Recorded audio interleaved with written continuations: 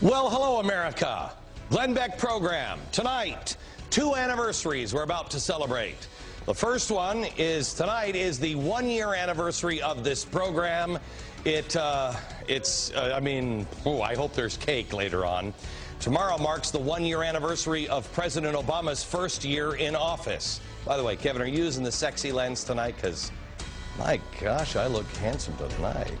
I think, actually, President Obama and I, in the first year, have had the exact opposite experience. He's lost about 15 pounds, and me, okay, I might have gained a pound or 2. I do kind of look like a polar bear human hybrid at this point. And the White House must hate human polar bear hybrids because they've declared war on Fox again. But that is just a distraction from the bigger war that is about to begin, I believe, tomorrow, if things go the way they look like they're going for the Republicans in Massachusetts. The war inside the Democratic Party. Who's fighting who and what's it all about? Next.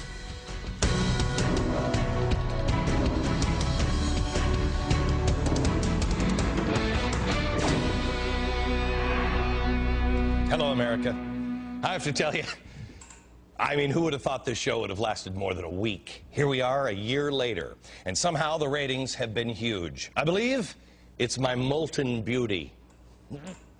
We are setting record ratings on cable news, and I can't thank you enough for putting up with me and watching and telling your friends to watch every night. We have only just begun. There is a lot of work to do yet. We figured it out. We figured it out, but wait until you hear what's coming. Barack Obama, he's had kind of a tough year. Hasn't gone so well for him. He promised he'd change things, you know, health care, ocean levels, the order of the stars, or something like that.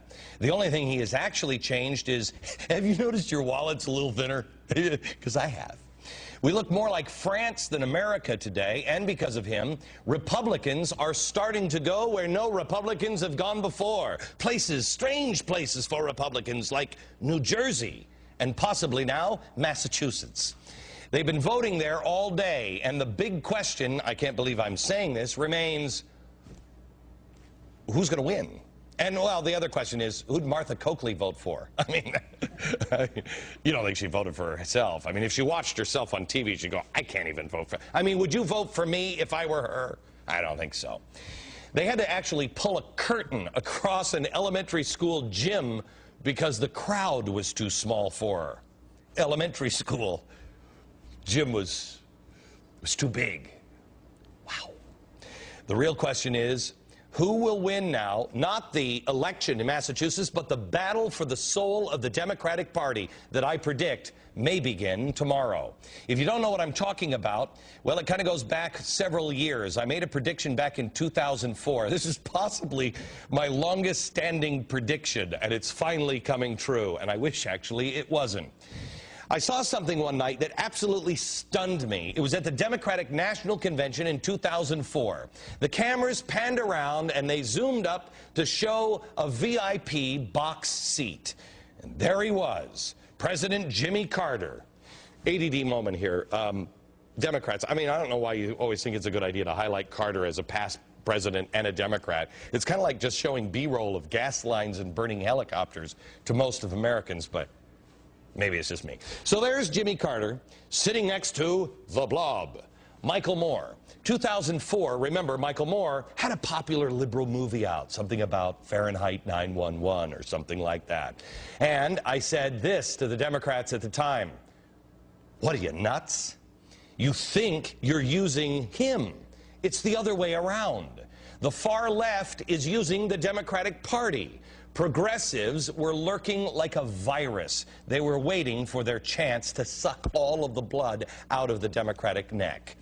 They were looking for the opening to infect the system. And once they were inside that system, I warned in 2004 the Democrats, it will be a battle to the end of your party to get them out. I think that battle for the soul of the Democratic Party is about to begin, maybe tomorrow. This battle is not about Republicans and Democrats. That's what the president wants you to think. Oh, it's the Republicans. They're the party of no. This is about progressives, and you will learn this tonight, and you'll see it clearly. America is about to find out, really honestly, if what we've been talking about on this program for the last year is wrong or right.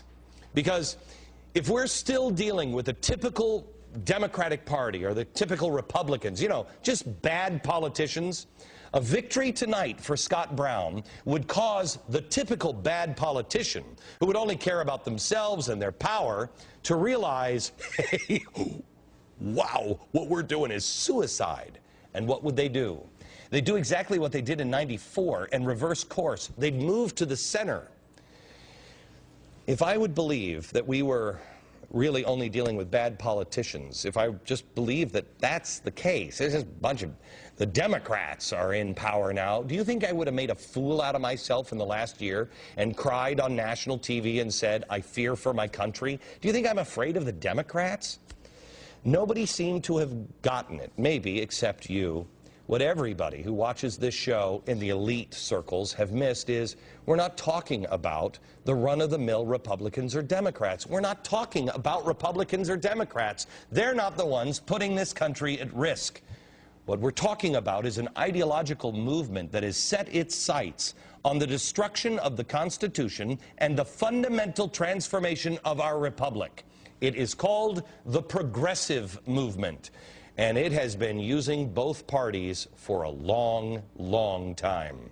But mainly, it's the Democratic Party that has played host to it, and this parasite has been feeding on that host.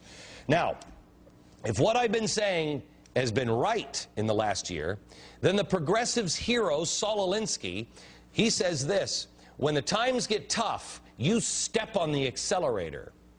Well, tonight, if Coakley loses in Massachusetts, of all places, I'd say times are tough. Let's put this into perspective here. Here's Ted Kennedy, the liberal lion, okay? He's the face of health care reform in Massachusetts. Now, New England, put up the map. Here's the map. I don't know if you can see the, can you see the little dots on there? You got to zoom in. There we go. See the red dots? Those are the Republicans. Notice not a lot of Republicans there. And the Republicans that are there, Olympia Snowe, Susan Collins, not exactly conservatives. Remember a couple of years ago, all the talk was about the death of the GOP. And here we are on the verge of the Republicans taking Ted Kennedy's spot. Wow. The Alinsky crowd will put the pedal to the metal. The best way to describe progressives is through the cinematic masterpiece. If I may, this is what they're about to do to the Democratic Party. Ladies and gentlemen, I give you Thelma and Louise. There they go. Oh, hold on. It's Harry Reid and Nancy Pelosi. Barack Obama's in the back. Go, girls! Girl power! If I can't have you, no one will. When we started this show, it was right around, I don't know, first couple of months in, I did an episode where I described progressives as vampires. I remember it because I got a lot of heat because we had all of the progressives with fangs. I stand by that today. The progressive movement is sucking the blood out of the Republic, but first, they're sucking the blood out of the Democrats. This is their opportunity to finally win, a goal that they started putting together, the destruction of the Republic, back at the turn of last century. Progressives will admittedly do anything to win. We've shown you this. Their playbook: lie, cheat, steal. Do you really think you can pull the progressives off the neck of the Democrats with one election at a ballot box? You've got to drive a stake through the heart of this movement. One election will not do it. This will be a long, drawn-out battle, and there will only be one party standing: the Progressive Party or the Democratic Party. Michael Moore, a progressive, remember him in the box? He said this, quote, "To the Democrats in Congress who don't quite get it, I want to offer you a personal pledge. I and a lot of other people have every intention of removing you from Congress in the next election if you stand in the way of health care legislation that the people want. That is not a hollow, idle threat. We will come to your district and we will work against you. You're going to think that you're just going to go along because you think we're just going to go along because you're Democrats? You should think again, because we'll find Republicans who are smart enough to realize that the majority of Americans want universal health care.